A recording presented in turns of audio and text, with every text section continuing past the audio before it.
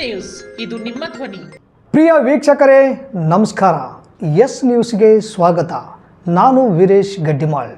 ಇಂದಿನ ಮುಖ್ಯಾಂಶಗಳು: ಜನಸ್ಪಂದನ ಕಾರ್ಯಕ್ರಮ ಸಮಸ್ಯೆಗಳ ಆಧಾರ ಶೀಘ್ರ ಇತ್ಯರ್ಥಕ್ಕೆ ದಂಡಾಧಿಕಾರಿ ಭರವಸೆ. ಪ್ಯಾಲಿಸ್ಟೈನ್ ಮೇಲಿನ ಇಸ್ರೇಲ್ ದಾಳಿ ಖಂಡಿಸಿ ಸಿಪಿಐಎಂಎಲ್ ಮಾಸ್ ಲೈನ್ನಿಂದ ಪ್ರತಿಭಟನೆ. ಶಾಸಕರ ತರಾಟೆಗೆ ಎಚ್ಚೆತ್ತುಕೊಂಡ ಪೊಲೀಸ್ ಇಲಾಖೆ ಸಿಬ್ಬಂದಿಗಳ ಜೊತೆಗೆ ಖುದ್ದಾಗಿ ರಸ್ತೆಗಿಳಿದ ಡಿವೈಎಸ್ಪಿ ಬಿಎಸ್ ತಳವಾರ್. ನಗರದಲ್ಲಿ ಮತ್ತೆ ಬಿಡಾಡಿ ದನಗಳ ಹಾವಳಿ, ಎಚ್ಚೆತ್ತುಕೊಳ್ಳದ ನಗರಸಭೆ, ಸಾರ್ವಜನಿಕರ ಆರೋಪ. ಮಲ್ಕಾಪುರ್ ಗ್ರಾಮದಲ್ಲಿ ಅತುಲ್ ಫೌಂಡೇಶನ್ನಿಂದ ಶಾಲಾ ಮಕ್ಕಳಿಗೆ 450 ಸಸಿ ವಿತರಣೆ. ವಾರ್ತೆಗಳ ವಿವರ. ತಾಲೂಕು ಆಡಳಿತ, ತಾಲೂಕು ಪಂಚಾಯಿತಿ ಹಾಗೂ ವಿವಿಧ ಇಲಾಖೆಗಳ ಸಹಯೋಗದಲ್ಲಿ ಶನಿವಾರದಂದು ತಾಲೂಕಿನ ಹೆಡಿಗೆನಾಳ ಗ್ರಾಮದಲ್ಲಿ ಜನಸ್ಪಂದನ ಕಾರ್ಯಕ್ರಮ ಹಮ್ಮಿಕೊಳ್ಳಲಾಯಿತು. ಕುಡಿಯಲು ನೀರು, ವಾಸಿಸಲು ವಸತಿ, ಶೌಚಾಲಯ, ಹೆಡಿಗೆನಾಳ ಪ್ರೌಢಶಾಲೆ ಜಾಗದ ಸಮಸ್ಯೆಯ ಮೂಲಭೂತ ಸೌಕರ್ಯಗಳಿಲ್ಲದ್ದು ಕಂಡುಬಂತು. ಒಳಬಳ್ಳಾರಿ ಗ್ರಾಮ ಪಂಚಾಯಿತಿ ವ್ಯಾಪ್ತಿಯ ಎದ್ದಲದೊಡ್ಡಿ ಗ್ರಾಮದಲ್ಲಿ 2 ವರ್ಷಗಳಿಂದ ಕುಡಿಯಲು ಸರಿಯಾಗಿ ನೀರಿಲ್ಲ. ಈಗಿರುವ ಕೆರೆಯಲ್ಲಿ ನೀರು ತುಂಬಿದೆ. ಆ ನೀರು ಕೂಡ ಕುಡಿಯಲು ಯೋಗ್ಯವಲ್ಲ. ಈ ಕೆರೆ ನೀರನ್ನು ಸಂಬಂಧಿಸಿದ ಅಧಿಕಾರಿಗಳು ಕುಡಿದು ನೋಡಲಿ, ನಮ್ಮ ಸಮಸ್ಯೆ ಏನೆಂಬುದು ಗೊತ್ತಾಗುತ್ತದೆ ಎಂದು ಎದ್ದಲದೊಡ್ಡಿ ಗ್ರಾಮಸ್ಥರು ಆಕ್ರೋಶ ಹೊರಹಾಕಿದರು. ಮಳೆ ಬಂದರೆ ಚರಂಡಿಗಳು ತುಂಬಿ ವಾಸನೆ ಬರುತ್ತಿವೆ. ಪಿಡಿಒ ಸರಸ್ವತಿ ಜನರ ಕೈಗೆ ಸಿಗುತ್ತಿಲ್ಲ. ಸಮಸ್ಯೆ ಕೇಳಿದರೆ ನೋಡೋಣ ಎಂಬ ನಿರ್ಲಕ್ಷ್ಯದ ಉತ್ತರ ಕೊಡುತ್ತಾರೆಂದು ಸಭೆಯಲ್ಲಿ ತಿಳಿಸಿದರು. ತಹಸೀಲ್ದಾರ್ ಅರುಣ್ಕುಮಾರ್ ದೇಸಾಯಿ ಇನ್ನು 15 ದಿವಸದಲ್ಲಿ ಕುಡಿಯುವ ನೀರಿನ ಸಮಸ್ಯೆ ಪರಿಹರಿಸುತ್ತೇನೆಂದು ಭರವಸೆ ನೀಡಿದರು. ಹೆಡಿಗೆನಾಳ್ ಗ್ರಾಮದಲ್ಲಿ ಹಕ್ಕುಪತ್ರ ನೀಡುವಂತೆ ಗ್ರಾಮಸ್ಥರು ಮನವಿ ಸಲ್ಲಿಸಿದ ಪರಿಣಾಮವಾಗಿ ತಹಸೀಲ್ದಾರ್ ಸರ್ವೆ ನಂಬರ್ 19 ಮತ್ತು 20ರಲ್ಲಿ 32 ಎಕರೆಯಲ್ಲಿ 600 ಮನೆಗಳನ್ನು 32 ವರ್ಷದ ಸಮಸ್ಯೆ ಪರಿಹರಿಸಿ ಸ್ಥಳಾಂತರ ವಸತಿಗಳನ್ನು ಕೊಡಲು ಖಂಡಿತವಾಗಿ ತೀರ್ಮಾನಿಸಿದ್ದೇವೆ ಎಂದರು. ರೈತರು ಅನಧಿಕೃತ ಮಾರಾಟಗಾರರಿಂದ ಬಿತ್ತನೆ ಬೀಜ, ರಸಗೊಬ್ಬರ ಖರೀದಿ ಮಾಡಬೇಡಿ. ಆ ರೀತಿ ಎಲ್ಲಿಯಾದರೂ ಕಂಡು ಬಂದಲ್ಲಿ ಕೃಷಿ ಇಲಾಖೆ ಗಮನಕ್ಕೆ ತನ್ನಿ ಎಂದು ಕೃಷಿ ಇಲಾಖೆ ಸಹಾಯಕ ನಿರ್ದೇಶಕ ನಜೀರ್ ಅಹಮದ್ ಸಾರ್ವಜನಿಕರಿಗೆ ತಿಳಿಸಿದರು. ಹೆಡಿಗೆನಾಳ ಸರ್ಕಾರಿ ಪ್ರೌಢಶಾಲೆಗೆ ಸ್ಥಳೀಯರಾದ ಅಂಕಯ್ಯ 1.5 ಎಕರೆ ಜಾಗ ದಾನ ಕೊಟ್ಟಿದ್ದು ಅದನ್ನು ನೋಂದಣಿ ಮಾಡಿಸಿಕೊಡಬೇಕು ಎಂದು ಶಾಲಾ ವಿದ್ಯಾರ್ಥಿಗಳು ಮನವಿ ಸಲ್ಲಿಸಿದರು. ಸರ್ವೆ ನಂಬರ್ 13ರಲ್ಲಿ 4 ಎಕರೆ ಪೋತಿ ವಿರಾಸದ ಅಡಿಯಲ್ಲಿ ಪಹಣಿ ಮಾಡಿಕೊಡಬೇಕು ಎಂದು ಗ್ರಾಮ ಲೆಕ್ಕಾಧಿಕಾರಿ ಭೀಮರಾಯಿಗೆ ಮಾಣಿಕಮ್ಮ ಗಂಡ ಅಯ್ಯಪ್ಪ ಮನವಿ ಮಾಡಿದಳು. ಅನೇಕ ವರ್ಷದಿಂದ ಇತ್ಯರ್ಥವಾಗದೆ ಉಳಿದ ನೈಜ ಸಮಸ್ಯೆಗಳು ಕಾರ್ಯಕ್ರಮದ ಗಮನಕ್ಕೆ ತಂದು ಸಮಸ್ಯೆ ತೋಡಿಕೊಂಡರು. ಶಾಸಕರ ಅನುಪಸ್ಥಿತಿಯಲ್ಲಿ ನಡೆದ ಈ ಜನಸ್ಪಂದನ ಕಾರ್ಯಕ್ರಮಕ್ಕೆ ಅನೇಕ ಇಲಾಖೆಯ ಅಧಿಕಾರಿಗಳು ಗೈರಾಗಿದ್ದದ್ದು ಕಂಡುಬಂತು. ಈ ಸಂದರ್ಭದಲ್ಲಿ taluk panchayat EO Chandrashekhar, CDPO Linganagouda, BCM Lingappa Angadi, THO Ayyanagouda, Basavalingappa, Shivappa Haivale ಹಾಗೂ ಆರ್ಐ, ವಿಎ, ಪಿಡಿಒಗಳು ಸೇರಿದಂತೆ ಅನೇಕರಿದ್ದರು. ಮುಖ್ಯಮಂತ್ರಿ ಹಾಗೂ ಉಪಮುಖ್ಯಮಂತ್ರಿಗಳ ಆದೇಶದ ಮೇರೆಗೆ ಪ್ರತಿಯೊಂದು ತಾಲೂಕಿನಲ್ಲೂ ಸಹ ತಾಲೂಕು ಮಟ್ಟದ ಜನಸ್ಪಂದನ ಕಾರ್ಯಕ್ರಮವನ್ನು ಆರಂಭಿಸಬೇಕು ಅಂತಕ್ಕಂಥ ಸುತ್ತೋಲೆ ಸರ್ಕಾರದಿಂದ ಆದೇಶ ಆಗಿತ್ತು. ಆ ಆದೇಶದ ಭಾಗವಾಗಿ ನಾವು ಈ ಜನಸ್ಪಂದನ ಕಾರ್ಯಕ್ರಮವನ್ನು ಮೊದಲ ಬಾರಿಗೆ ತಾಲೂಕಿನಲ್ಲಿ ಎಲ್ಲಿ ಆರಂಭ ಮಾಡಬೇಕು ಅಂದಾಗ ನಾವು ಶುರು ಮಾಡಿದ್ದು ಹೆಡಿಗೆನಾಳಿಂದ. ಇದು ಮೊನ್ನೆನೇ ನಡಿಬೇಕಾಗಿತ್ತು, ಬಟ್ ಅನಿವಾರ್ಯ ಕಾರಣಗಳಿಂದ ಮುಂದೂಡಿ ಇವತ್ತು ಬಂತು.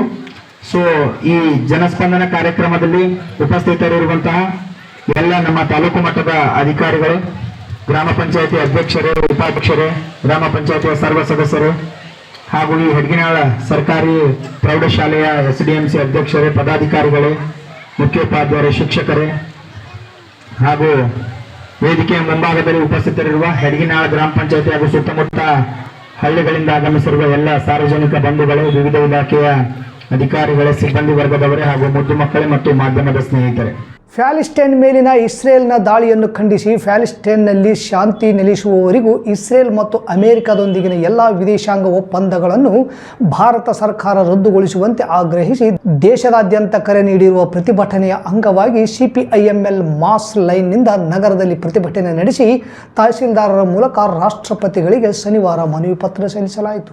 ಈ ವೇಳೆ ರಾಜ್ಯ ಕಾರ್ಯದರ್ಶಿ DH ಪೂಜಾರ್ ಮಾತನಾಡಿ, ಪ್ಯಾಲಿಸ್ಟೈನ್ 1948ರಿಂದಲೂ ಇಸ್ರೇಲ್ನ ದಬ್ಬಾಳಿಕೆಯನ್ನು ಎದುರಿಸುತ್ತಿದೆ. ಇಸ್ರೇಲ್ ಗಾಜಾದಲ್ಲಿ ನಿರಂತರ ಬಾಂಬ್ ದಾಳಿ ನಡೆಸುತ್ತಿದ್ದು ಪ್ರಾಣ ರಕ್ಷಣೆಗಾಗಿ 15 ಲಕ್ಷ ಪ್ಯಾಲಿಸ್ಟೈನಿಯರನ್ನು ಅಂತಾರಾಷ್ಟ್ರೀಯ ಸಮೂಹಕ್ಕೆ ಮೊರೆ ಇಡುತ್ತಿದ್ದಾರೆ. ಈ ನಡುವೆಯೂ ರಫಾ ಪ್ರದೇಶದ ಮೇಲೆ ಇಸ್ರೇಲ್ ಅಮಾನವೀಯ ಬಾಂಬ್ ದಾಳಿ ಮುಂದುವರಿಸಿದೆ. ಇಲ್ಲಿನ ಜನರು ಆಹಾರ, ನೀರು, ಔಷಧಿ ಕೊರತೆ ಎದುರಿಸುತ್ತಿದ್ದಾರೆ. ರಫಾ ಗಡಿಯ ಮೂಲಕ ಅಥವಾ ಇನ್ನಿತರೆ ಯಾವುದೇ ಗಡಿಯ ಮುಖಾಂತರ ಗಾಜಕ್ಕೆ ಮಾನವೀಯ ನೆರವು ದೊರೆಯದಂತೆ ಇಸ್ರೇಲ್ ಸಂಪೂರ್ಣ ನಿರ್ಬಂಧಿಸಿದ್ದು ಇದು ಪೈಶಾಚಿಕತನಕ್ಕೆ ಸಾಕ್ಷಿಯಾಗಿದೆ ಎಂದು ಕಿಡಿಕಾರಿದರು. ಜಿಲ್ಲಾ ಕಾರ್ಯದರ್ಶಿ BN ಹೆರ್ದಿಯಾಳ್ ಮಾತನಾಡಿ, ಇಸ್ರೇಲ್ ಪ್ಯಾಲೆಸ್ಟೈನ್ನ ಮೇಲೆ ದಾಳಿ ನಡೆಸಿದ ಪರಿಣಾಮ ಇಲ್ಲಿಯವರೆಗೆ 37,396 ಜನರು ಮೃತಪಟ್ಟಿರುವ ಬಗ್ಗೆ ವರದಿಗಳಿದ್ದು, ಅದರಲ್ಲಿ 70% ಮಕ್ಕಳು ಮತ್ತು ಮಹಿಳೆಯರು ಸೇರಿರುವುದು ಆಘಾತಕಾರಿಯಾಗಿದೆ. ಜನರ ಮಾರಣ ಹೋಮ ನಡೆಸುತ್ತಿರುವ ಇಸ್ರೇಲ್ನ ಈ ನೀತಿ ಖಂಡನಾರ್ಹವಾಗಿದೆ. ಈ ಕೂಡಲೇ ಇಸ್ರೇಲ್ ದಾಳಿಯನ್ನು ನಿಲ್ಲಿಸಬೇಕು ಎಂದು ಆಗ್ರಹಿಸಿದರು. ಕೆಆರ್ಎಸ್ ತಾಲೂಕು ಅಧ್ಯಕ್ಷ ರಮೇಶ್ ಪಾಟೀಲ್ ಬೇರ್ಗಿ ಮಾತನಾಡಿ, ಅಮೆರಿಕ ಮತ್ತು ಇತರ ಪಾಶ್ಚಿಮಾತ್ಯ ಸಾಮ್ರಾಜ್ಯಶಾಹಿ ದೇಶಗಳು ಇಸ್ರೇಲ್ ಅನ್ನು ಬೆಂಬಲಿಸುವುದನ್ನು ನಿಲ್ಲಿಸಬೇಕು. ಭಾರತ ಸರ್ಕಾರವು ಇಸ್ರೇಲ್ ಜೊತೆಗಿನ ಎಲ್ಲ ಸಂಬಂಧಗಳನ್ನು ಕಡಿತಗೊಳಿಸಬೇಕು ಮತ್ತು ವಿದೇಶಾಂಗ ಒಪ್ಪಂದಗಳನ್ನು ರದ್ದುಗೊಳಿಸಬೇಕು. ಪ್ಯಾಲೆಸ್ಟೈನ್ ಜನರ ಮೇಲಿನ ಎಲ್ಲ ದ್ವೇಷ ಮತ್ತು ಹಗೆತನಗಳನ್ನು ಇಸ್ರೇಲ್ ತಕ್ಷಣವೇ ನಿಲ್ಲಿಸಬೇಕು. ಇಸ್ರೇಲ್ ತಕ್ಷಣವೇ ಎಲ್ಲ ಸಶಸ್ತ್ರ ಪಡೆಗಳನ್ನು 1967ರ ಒಪ್ಪಂದದ ಪ್ರಕಾರ ವಾಪಸ್ ಕರೆಯಿಸಿಕೊಳ್ಳಬೇಕು. ರಫಾ ಮತ್ತು ಗಾಜಾದಲ್ಲಿ ಉಳಿದಿರುವ ಜನರಿಗೆ ಮಾನವೀಯ ಸಹಾಯವನ್ನು ನೀಡಬೇಕು. ಗಾಜಾದ ಪುನರ್ನಿರ್ಮಾಣಕ್ಕಾಗಿ ವಿಶ್ವಸಂಸ್ಥೆ ವಿಸ್ತೃತ ಯೋಜನೆಯನ್ನು ತಕ್ಷಣವೇ ಕಾರ್ಯಗತಗೊಳಿಸಬೇಕು ಎಂಬ ಬೇಡಿಕೆಗಳ ಮನವಿ ಸಲ್ಲಿಸಿದರು. ಈ ಸಂದರ್ಭದಲ್ಲಿ ಕೆಆರ್ಎಸ್ ತಾಲೂಕು ಘಟಕದ ಉಪಾಧ್ಯಕ್ಷ Chittibabu Boodiwal camp, Durgappa Devaramani, Mallayya Kengal, Mohammed Yasin, Basappa Kaduburu, Yallappa Bhajantri Bergi, Timothy Hanchinal camp, Venkatesh Udbal, Mohammed Rafi, Ningappa Chikkabergi, Kanakappa Chikkabergi, Mariyappa Chikkabergi, Ningappa Rangapura camp ಸೇರಿದಂತೆ ಅನೇಕರಿದ್ದರು.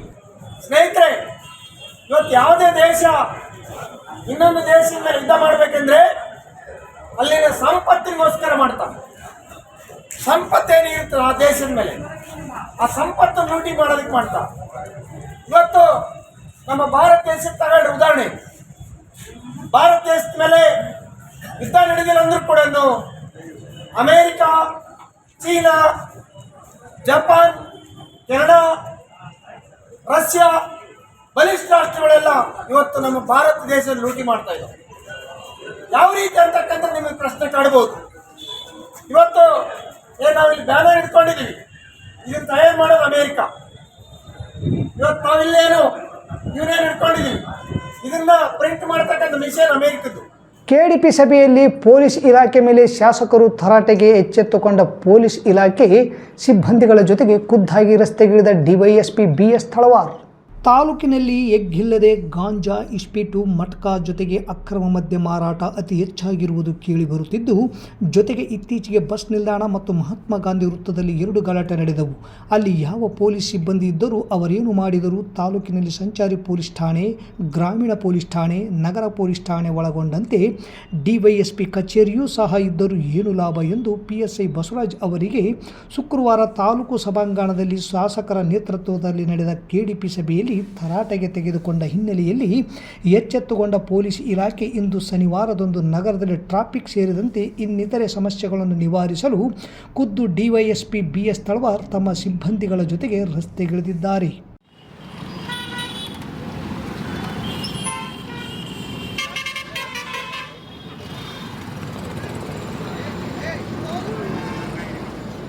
ನಗರದಲ್ಲಿ ಎಲ್ಲೆಂದರಲ್ಲಿ ಬಿಡಾಡಿ ದನಗಳ ಹಾವಳಿನೇ ಜಾಸ್ತಿಯಾಗಿದೆ.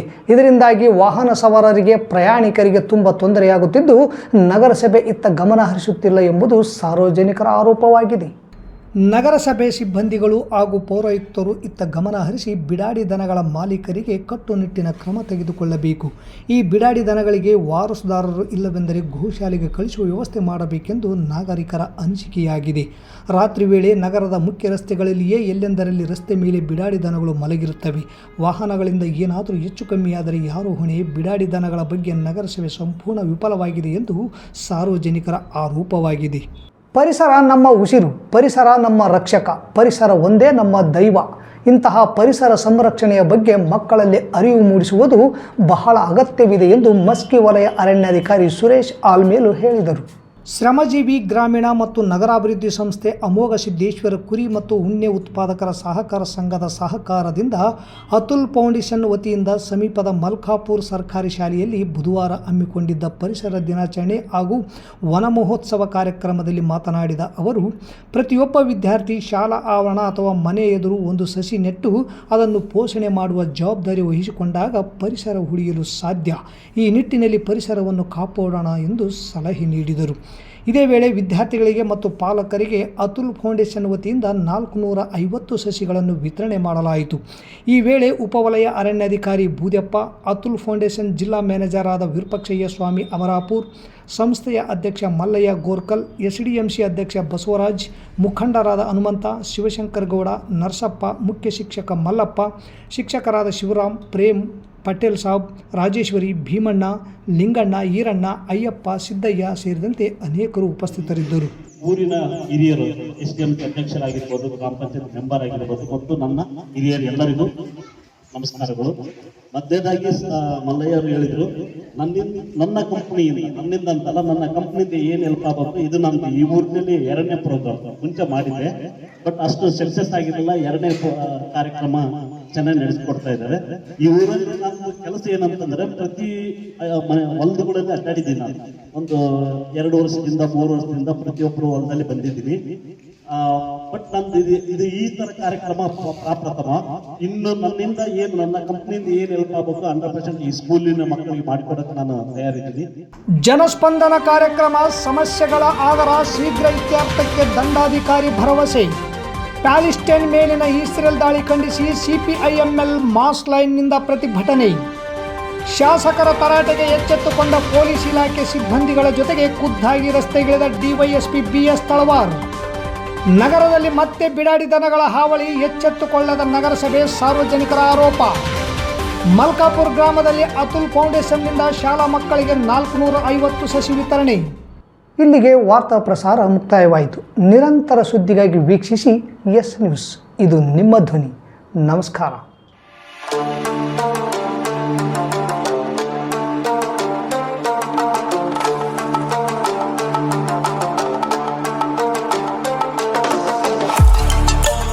ಕೇಂದ್ರ ಮತ್ತು ರಾಜ್ಯ ಸರ್ಕಾರದಿಂದ ಮಾನ್ಯತೆ ಪಡೆದ ಸಂಸ್ಥೆ Sunrise group of institute Sindhanur. ನಿಮ್ಮ ಮಕ್ಕಳ ಉಜ್ವಲ ಭವಿಷ್ಯಕ್ಕಾಗಿ Sunrise college of pharmacy, school of nursing ಮತ್ತು ಪ್ಯಾರಾಮೆಡಿಕಲ್ ಕಾಲೇಜ್ ಸಿಂಧನೂರು ಈ ಸಂಸ್ಥೆಗೆ ಒಮ್ಮೆ ಭೇಟಿ ನೀಡಿ. ಈ ಸಂಸ್ಥೆಯಲ್ಲಿರುವ ಕೋರ್ಸ್ಗಳು ಬಿ ಫಾರ್ಮಸಿ ವಿದ್ಯಾರ್ಹತೆ PUC ಮತ್ತು ಸೈನ್ಸ್ ಪಾಸ್, ಅವಧಿ 2 ವರ್ಷ. ನರ್ಸಿಂಗ್ GNM PUC ಕಲಾ ವಿಜ್ಞಾನ ವಾಣಿಜ್ಯ ಪಾಸ್, ಅವಧಿ 3 ವರ್ಷ. ಪ್ಯಾರಾಮೆಡಿಕಲ್ DMLT ಮತ್ತು DHI ವಿದ್ಯಾರ್ಹತೆ SSLC ಅಥವಾ PUC ವಿಜ್ಞಾನ, ಅವಧಿ 3 ವರ್ಷ. ಸಂಸ್ಥೆಯ ವಿಶೇಷತೆಗಳು: ಅನುಭವಿ ಉಪನ್ಯಾಸಕರಿಂದ ಬೋಧನೆ, ಪ್ರತಿ ಶನಿವಾರ ತಜ್ಞ ವೈದ್ಯರಿಂದ ವಿಶೇಷ ಉಪನ್ಯಾಸ, ಸುಸಜ್ಜಿತ ಕಟ್ಟಡ, ಸ್ಮಾರ್ಟ್ ಕ್ಲಾಸಸ್, CC ಕ್ಯಾಮೆರಾ ಅಳವಡಿಕೆ, ವಿದ್ಯಾರ್ಥಿಗಳಿಗಾಗಿ ಕಲಿಕಾ ಅನುಭವಕ್ಕಾಗಿ ಸಿಂಧನೂರು ಹಾಗೂ ವಿವಿಧ ನಗರದ ವೈದ್ಯರಿಂದ ಉಚಿತ ಆರೋಗ್ಯ ತಪಾಸಣಾ ಶಿಬಿರದ ಮೂಲಕ ವಿದ್ಯಾರ್ಥಿಗಳಿಗೆ ವಿಶೇಷ ಕಲಿಕಾ ಅನುಭವ. ಪ್ರವೇಶಕ್ಕಾಗಿ ಹಿಂದೆ ಭೇಟಿ ನೀಡಿ. ಇರ್ಫಾನ್ ಕೆ ಅಧ್ಯಕ್ಷರು, Sunrise group of institute, Renuka Yellamma ದೇವಸ್ಥಾನದ ಹತ್ತಿರ, ವಾಸವಿ ಗುಡಿ ಎದುರುಗಡೆ, ರಾಯಚೂರು ರಸ್ತೆ, ಸಿಂಧನೂರು. Pin number 514728. ದೂರವಾಣಿ ಸಂಖ್ಯೆ 8191435385 9036731385. ಹಿಂದೆ ಭೇಟಿ ನೀಡಿ. ನಿಮ್ಮ ಮಕ್ಕಳ ಉಜ್ವಲ ಭವಿಷ್ಯಕ್ಕಾಗಿ ಕೇಂದ್ರ ಮತ್ತು ರಾಜ್ಯ ಸರ್ಕಾರದಿಂದ ಮಾನ್ಯತೆ ಪಡೆದ ಸಂಸ್ಥೆ Sunrise group of institute Sindhanur.